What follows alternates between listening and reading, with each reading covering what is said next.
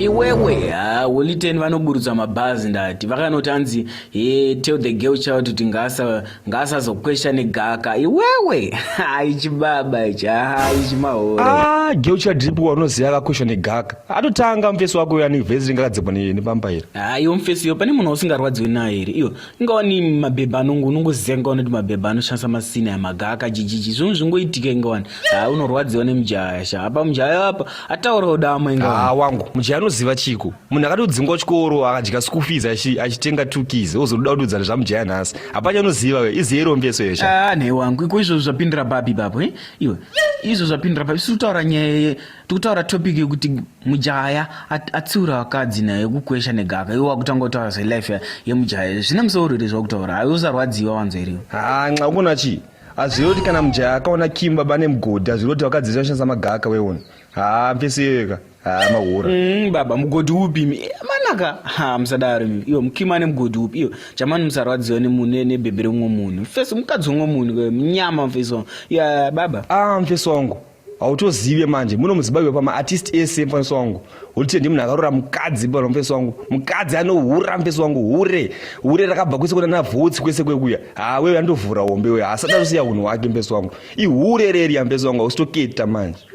ne baba amana kwezvo zvikupindira papi sha zvikupindira babi nezvati kutaura isi tikuta jamani mimi munotorwadziwa pari pafeje munorwadziwa kurwadziwa chiko mfesi wangu ona kamfesi wangu ona kimu wewe yaka kana shandisa gaka anditika zvagara zvinoitika bhozi wochina gara kangokura musoro nemazita maya asi mburugu ane game pack remadora mfesi wangu hausitoketa manje mfesi wangu baba kana muchirwadziwa na Holiten taurai manze musandikwidzira hasha manze game pack remadora ripi ramunoziva mimi baba musajairira vanhu iwe taure kuti wamakire Holiten hauita sei mujaya anopisa ngewani mfesi wangu uti ndambomubekera mamatama ake pandakamubekera nyaya yekuti anongodhisa munhu wese wakatisa nhasi paInstagram baba paIG adhisa japraiser nai utakati leader wemayouth here achidhisa maelders mfesi wangu achimbogayawo mfesi wangu bho tazvinzwa baba guys kune maartist ari kunzoko andasotora mamusical videos mavisuals manyama isitosota guys unongosenda picture rako toata kudesigna sezvaurwaizwa chero uri kwauri kokoko dondowari masini tomaita online baba tomaita pawhatsapp just inbox asi pawhatsapp tokuitira masheta atso masini akachipa we start from $13 to $20 depending nemaminutes esong yako toata kumumaketera song yako baba don't forget to subscribe for more chakupai matips ekuti how to trend waiza isitopisa baba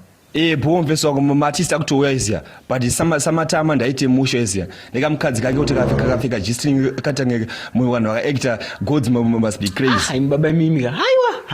alright guys thank you guys for watching this video. Don't forget to subscribe mama like guys maartist ada kubvunza zvanenge vabvunza about music how to market everything tinokusotry music covers we do everything chiri related nemusic wangu just inbox aswaizo tokulinga nemaproducers everything zvese zviri covered baba just inbox totakuisa mugroup tichikupai everything matips tichimumarketira zvese